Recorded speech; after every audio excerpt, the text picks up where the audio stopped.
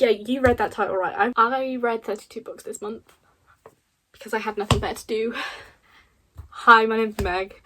I read books and I'm gay, but also I mainly read books. It's my whole personality.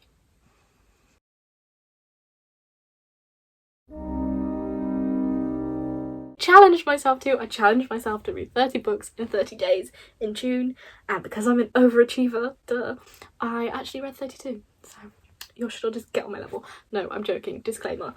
By no means am I saying you should be reading this much every month. I don't read this much every month. I only read this much this month because I challenged myself to, and I had nothing else to do because I finished studying. So first thing I do just want to talk about is the actual challenge itself, because I know a lot of people have been like, why would you do that? Yeah, I decided to read 30 books in 30 days in June because I knew I'd finished the second year of my degree and I knew I wanted to do something to give me some structure because I do not do well without that, and just to challenge myself. And I wanted to read. I knew I was going to read loads anyway, so why not make a challenge out of it? It turned out it was a really good idea. I enjoyed the month so much more because I had the structure in it. My therapist is always like, you need structure, and I'm like, I know. So I made some structure for myself where I got up every morning, I chose a book, I read the book, and it was that simple. But it did wonders for my brain, especially because June was quite a rough anxiety month for me. I don't really know why, I just was struggling a little bit. I think just getting used to being back home and stuff, yeah. It was all a little bit funny, a little bit up in the air, and I found it so, I guess therapeutic is the right word, just to be able to channel all my energy into a book. I know on some of the TikToks there was a couple of days where I was really lacking. I was really feeling it, but knowing the only thing I had to accomplish that day was to read a book, and it was something I could enjoy doing as well, it just gave me a good place to sort of start myself for the rest of June. Anyway, enough about my therapy. Let's get on to the actual books I read. I'm just going to go through them in order of like the order I read them in. So the first was on the 1st. I'm going to try and make this as quick as possible because there are a lot of books to talk about. And I don't want you sat here for like 3 hours listening to me waffle about books, so let's try and be concise. The first book is Cryosport by Nina Varela. My tongue is not doing the tongue things at the moment, okay? It's not. This is a sapphic sci-fi and it was really, really good. I gave it 4.5 stars. It was intense. It was proper enemies to lovers. Like these two hated each other. I found it super engaging the whole way through, and it was a really good book to start the challenge with because there was no way I could not have read this in one day because it was so stressful. I just had to find out what happened, and it ended on such a cliffhanger, and I still haven't read the second book. I don't know why. I'm sort of just sat here. I think I'm scared that it's going to end badly, but it was a really cute sapphic romance as well. I was really invested in the romance, which I'm not normally in fantasy books, so make it sapphic and suddenly I am. The fantasy elements were really well built out, they were really well fleshed out. The next book I read was the last Taylor Jenkins Reid book I had to read because I've read them all now and she's officially my favourite author of all time, what can I say? But it was maybe in another life.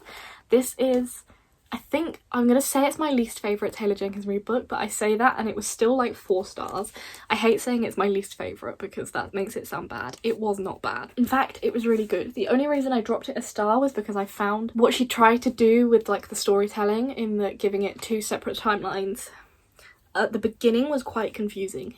There was no real indication of what was going on. It made it difficult to engage with the different storylines because just as you were sort of understanding one, the other one would be brought in, and it didn't start out great. But as all Taylor Jenkins Reid's books do, oh my god, the characters, within like the first half of the book you are completely in love with these characters and it's like you've known them your whole life, and then when she puts them through hell it hurts your soul. And yeah, the video of me reading this, I was just sobbing. I don't know what it is about the way she writes, but it always ends in me in tears. So if you ever need a book to cry over, any of Taylor Jenkins Reid's books would be good for that. It also just reminded me that men are trash, and I think I needed that reminder because men are trash.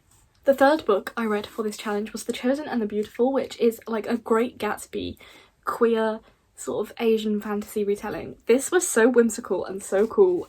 I was absolutely obsessed with this. I'm very glad I read Gatsby before I read it. Don't read this if you haven't read Gatsby. I gave it, I think 4 stars. I've got nail polish on it, so we won't talk about that. It centres around Jordan rather than Nick and Gatsby, and it was so good. You thought Daisy was unlikable in actual Gatsby, and then you read this and you're like, oh wow. But I do wish some of the like fantastical elements had been more fleshed out because there's no real understanding of them. I hate the word world building, you know, like, but there really wasn't a very much understanding of where it came from, and I feel like the mythology behind it and Asian folklore that is used in it would have been really beautiful to read about, but you can understand because the book is kind of short. So that would have definitely improved it for me. I love the story of Gatsby anyway, and so to read it from Jordan's point of view with added magic and added gayness, I mean, writing is absolutely stunning. It's incredibly poetic. It was absolutely such a great time and I really enjoyed it. The next book unfortunately was not such a good time. It only gave it like 2 stars, and it's How We Fall Apart by Katie Zhao. This was sold as like One of Us Is Lying meets Crazy Rich Asians, which it definitely fulfills the brief of. The problem is, as a book on its own, it's just absolutely not very good. It's like a thriller where someone gets killed, high society prep school where they're all going to the Ivies. There is some commentary on class differences and wealth differences, but it's so overt and so in your face. It didn't feel like it had a place in the book because it felt like you'd be reading the book and then you'd get sort of almost preached to. It didn't feel natural. It didn't feel harmonized. The characters made absolutely no sense. The friendships made no sense. So like there's these 4, I think 4 characters, or maybe 5. One of them is like murdered, who's the rich girl, and then these other characters are suspected of the murder and get like their deepest secrets put out there by like school gossip. But none of these people were friends. They all sort of fell apart, and then when their other friend is killed, they all magically become best friends again. It just makes no sense. None of it made any sense. That's all I can tell you about this book. It did not make sense. There is absolutely no development to it. None of the characters' reactions are realistic. Like someone you were really good friends with, whether you liked them or not in the end, dies, and their reaction is sort of, oh no. Anyway. Oh no. Anyway, last week. It just does not make sense. And I was really disappointed because I really wanted to love it. The next book I read was The Bell Jar. I gave this 4.5 stars. I feel like you probably know what this is about. And please check trigger warnings. I don't get triggered by books very easily. I find it quite easy to compartmentalise things I've been through and fiction. Not with this book. I think the fact that it is semi-autobiographical made it more difficult for me to deal with because there are 3 instances in this book, without being too triggering, that were exact instances, like exact things I went through in the exact same order. And to read your own experiences on a page like that, and then to know the outcome, and obviously Sylvia Plath is almost defined by her death, which really, really upsets me. This was a hard one to read, but also absolutely incredible. However, it cannot be negated that it is also blatantly racist. Like, you're reading something that absolutely you feel inside you because it's what you've experienced and you never thought it would be put into words, and then it's on this page, and then the next chapter is just egregious racism, and you're like, okay, that's been ruined. Brilliant, fantastic. As much as you can say it's a product of the time, that doesn't take away from the fact that it's racist and it's uncomfortable to read. Really, really want to read her journals, but I know I'm gonna have to be really careful because this book did put me out. I could not sleep after I finished this book because it was so intense for me, which I've never experienced with a book before. So even though it was uncomfortable, it was kind of interesting to have that reaction to a book, if that makes any sense. I also read Gag Reflex by Ellie L. Nash. This was very kindly sent to me and it's signed, which is very cool. I needed a tiny little book to read because I had moved home from uni that day and it was a very busy day and I was like, I need something small, and then I got this as a package when I got home, which was very exciting. This book is so cool. I gave it 4 stars. It's basically told through like live journal entries. I'm not sure if you can see that, but it's like someone's live journal blog. Massive trigger warnings for eating disorders. This book is so innovative, and so the way it was able to tell a story and really emotionally engage you while literally being as though you were reading like an internet forum. It was such a quick read but also so impactful and so unique, and there are so many passages in it that really hit you because they're not trying to be overly poetic or lyrical, or you know, they're not trying to be deep literature. They're just really like the thoughts from head to page.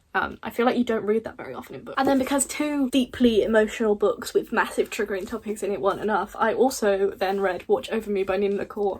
I must have spoken on my channel before about how much I love Nina LaCour. Her writing is incredible.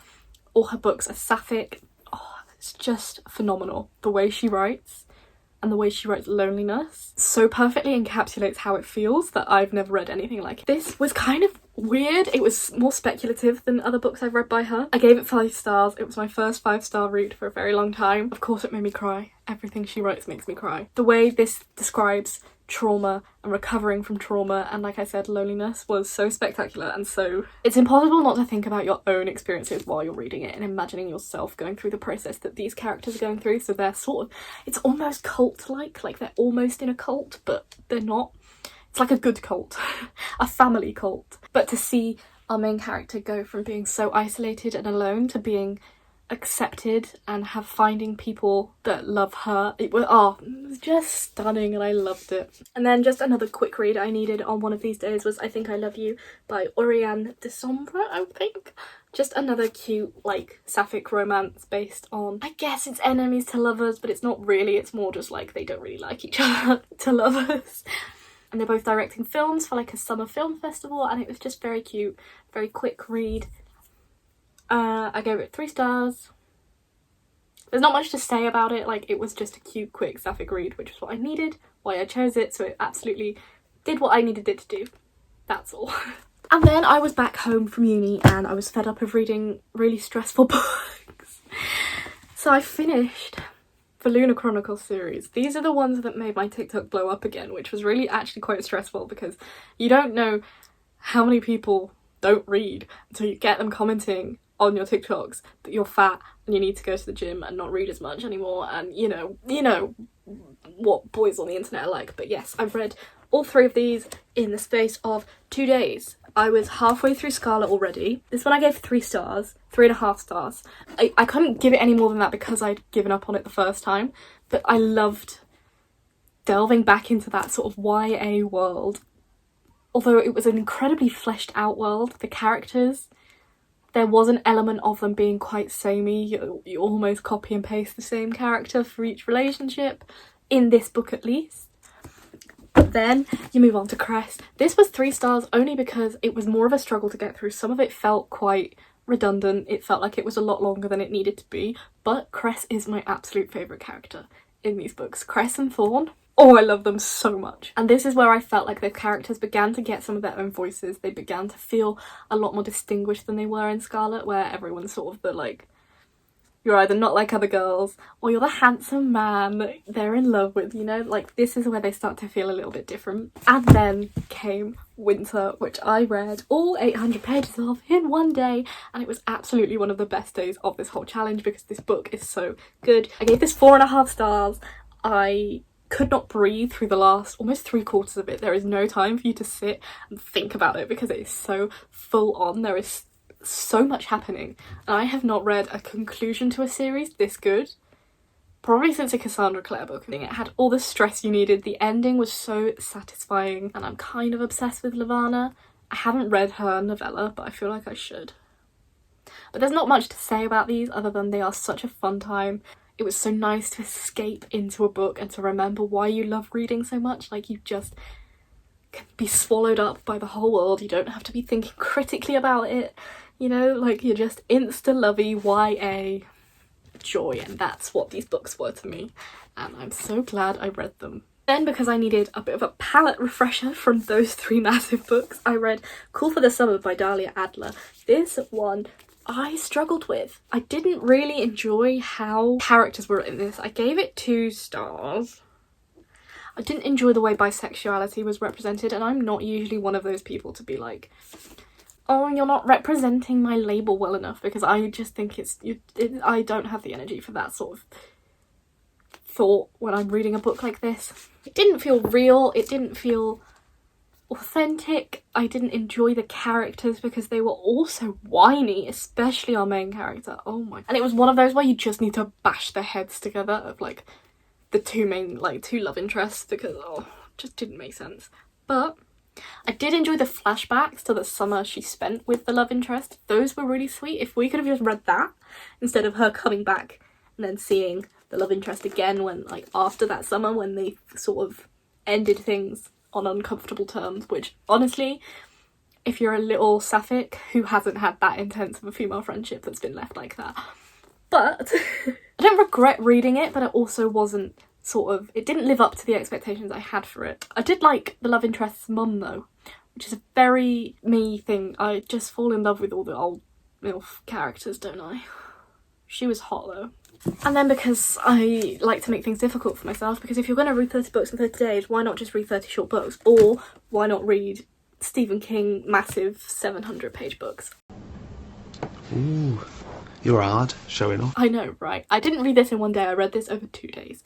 I love alternate history. I'm kind of planning on making a little alternate history video because it's my absolute favourite genre at the moment. And this is 11/22/63, which is about a guy who finds a little portal, or someone introduces him to a portal back in time to, I think, is it like 1954? Sometime in the 50s, and he has to then live through that time period to be able to stop the Kennedy assassination from happening. I do wish this had more actual alternate history in it, which I guess is not what the book was about. The book was about the characters.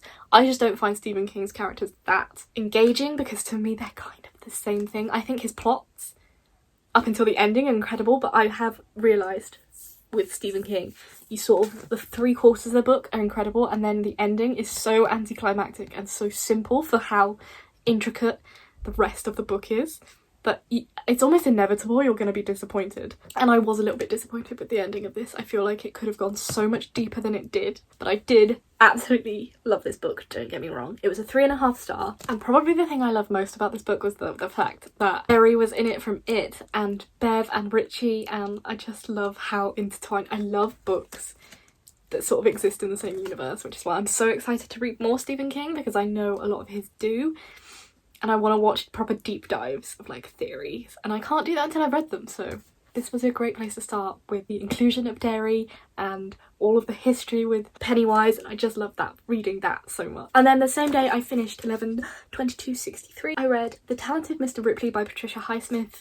You guys know I love Patricia Highsmith so much. I absolutely adore her writing. This was so profoundly uncomfortable to read. It was very different to the movie. It was 4 stars. I found this more uncomfortable to read than the actual horror books I read in this challenge, just because Ripley is such an immoral, freaky character to be in the head of, and you are in his head for this book. Like, how he rationalises everything that he does. Although it was a very weird book to read, but I absolutely loved it. I did not expect to love this book as much as I did. I think the way Patricia Highsmith tackles issues that at the time in society were help they deserved. So in this case, Ripley is quite clearly mentally ill.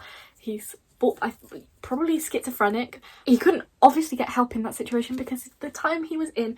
Also, the setting of Italy is absolutely stunning. I loved being in Italy with Patricia Highsmith. The way she describes it is absolutely stunning. It gave me A Room with a View vibes, which is one of my favourite books. But to feel like how stressed you get because of the holes that Ripley digs himself into and like the lies he gets tangled in, you start to lose track of it, and I just found it fun, but also uncomfortable, and it was just such a cool way to read a book. And then, because I was on a bit of a YA kick, I decided I was just going to tick off some books that have been on my shelf for a very long time. So I read I don't know what this series is, Starbound, I think this series is called, by Megan Spooner and Amy Kaufman. These Broken Stars, This Shattered World, and then Blair Fractured Light. Respect, this first one gave me so much hope for this series. It's like almost Titanic retelling. It gave me absolute Hunger Games vibes. The dystopia it started to set up by the end of the book, and the romance in it was actually really enjoyable. It wasn't insta-lovey, it was just forced proximity coming from 2 completely different backgrounds. But yeah, this was a 3.5 star, which really surprised me because I thought it was going to be trash. The problem was the next 2 books actually were trash. This Shattered World, you sort of follow a different couple in each of the books. So this one we moved on to another couple. This one was not as bad. This was a 2.5 star. I definitely enjoyed it because it was quite intense, especially towards the end when we started to like bring in the characters from the first book, because I absolutely loved them. Lila has my whole heart. But then the third book you'd think would be my favourite because it like brings all the characters together, but did not vibe with it. Did not vibe with it at all. It was 2 stars. I found it slow, but equally the ending was so rushed, so the pacing was completely off for me. All of the build-up that you have of like the dystopian effects and basically we're in space, we're in hyperspace. There's the use of like dead souls. I don't really understand it.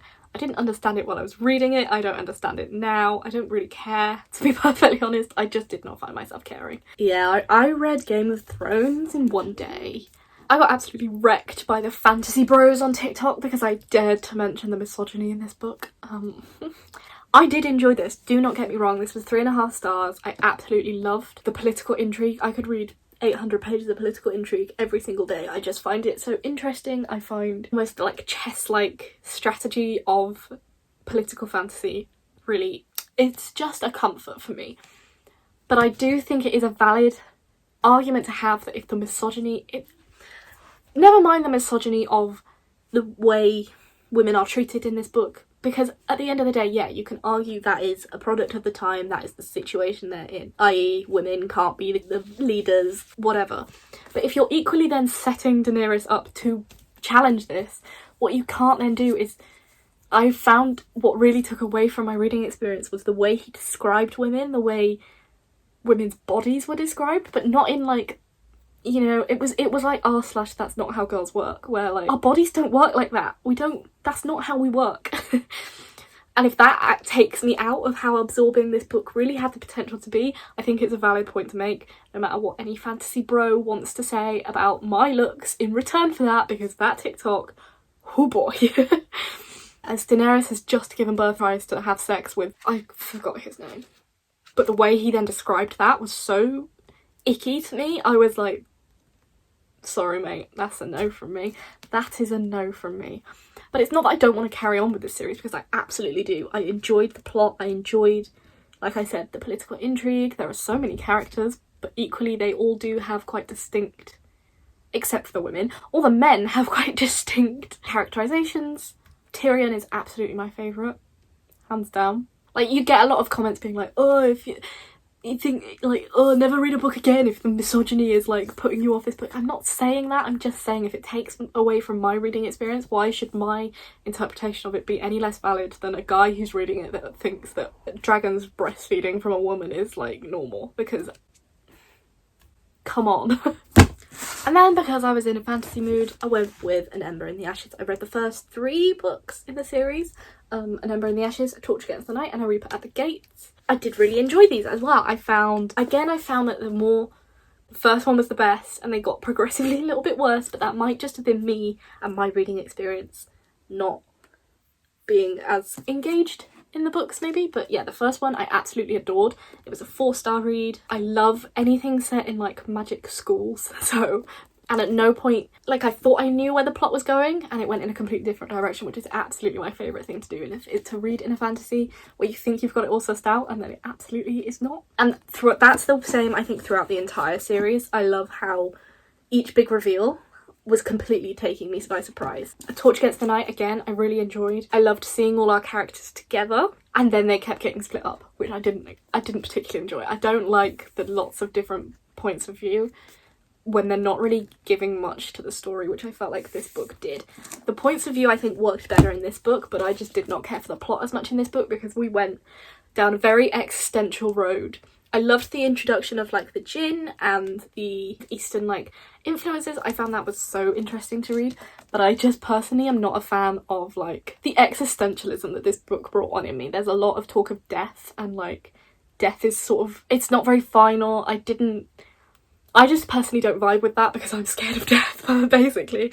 But that's not a reflection on the like quality of this book by any means whatsoever. This one I did think was the slowest of the 3 though, but I am still absolutely going to read the 4th one and see how this series wraps up. The reveals in this book, like the big shocking twists, they were so good. They were so good. There's one that if you've read this book, you know, took me by complete surprise. And then you read it and you're like, how didn't I know? But Sabaa Tahir does such a good job of hiding things that it was, yeah. It was still a fun time. I just didn't like it as much as the first book because it made me quite existential. I got sent This Is Not the End by Molly Morris by Chicken House Books, which was very kind of them. And this book took me by complete surprise because I thought it was going to be like a fun, contemporary, like, romance, which it sort of was. But it also had a very speculative element to it, which wasn't really explained, but that almost aided the story. Hugh watches Olivia fall off a roof and basically smash her head in and then get up and walk away like nothing happened. And then he wants to find out more, and it's just a really sweet tale of like human connection. It's very character driven. The ending was so satisfying. I just love a book that is like such a quick read, wraps up so well, and the whole thing was just really well done, and there's not much more I can say about it. I have no complaints. I really enjoyed it. Oh boy, then I went on basically I got fed up of looking at my own bookshelf, so I went and looked at my parents' bookshelves and for some reason decided American Psycho was the book I wanted to read. My goodness, this book was a lot. I gave it 3.5 stars. There's a lot I want to talk about, but I don't feel like I'm eloquent enough to put it into words. Yeah, the first half of this book I was reading and I was like, you know what, this is not even that bad. Like, I don't know what all the fuss is about. Like, I've read worse with my unsupervised internet access from 10 years old. And then the last quarter of the book was so disturbing, I nearly threw up. And I don't like get disturbed by books very easily, but even thinking about it now is making my stomach churn. Like, it was a lot. So be very, very, very careful. Like, I cannot express to you how careful you should be if you perhaps want to read this book.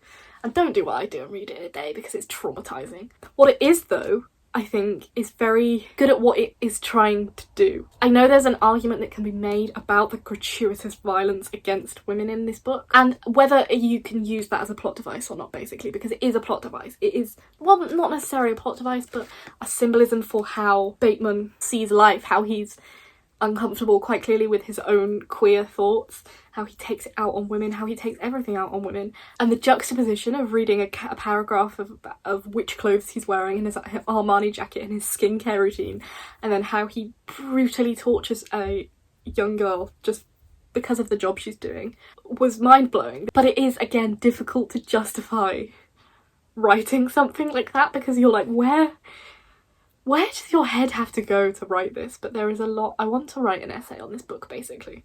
And I know lots of people have lots of very different and very opposing thoughts on it. And I definitely want to read more Bret Easton Ellis because I think his writing was very interesting, and his cynicism and his satire I found very...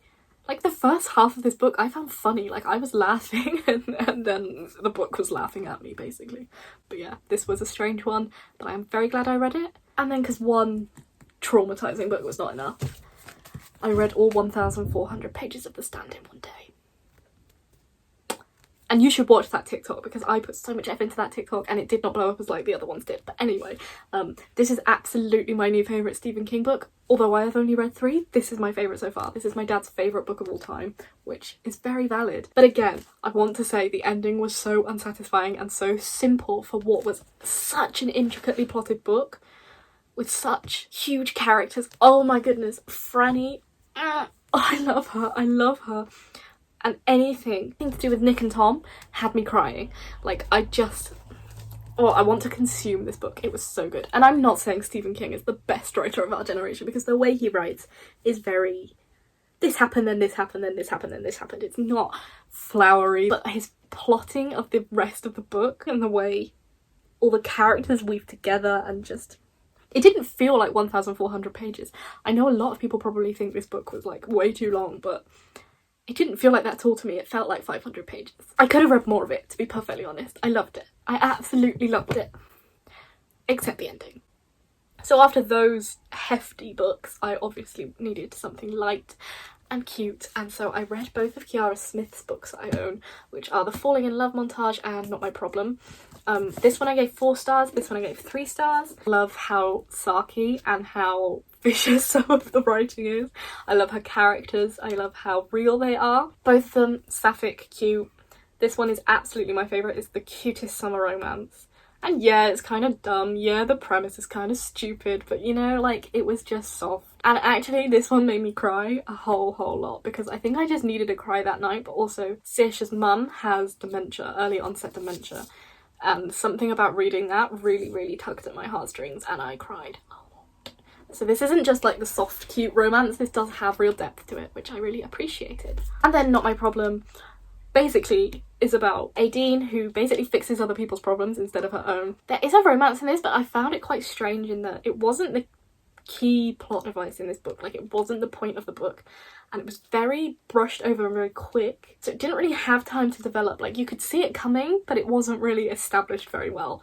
But yeah, I like to see the progress of Aideen. Getting help was really beautiful to see, accepting help, and yeah, it was just another cute book. Then I had a really bad day, actually. I had a really awful day, and I needed something very easy and that would really help me, and I chose Finding Audrey, which I have read before. It's one of my favourite books I've ever read, and I literally just got my purple highlighter out, highlighted my favourite parts of this book.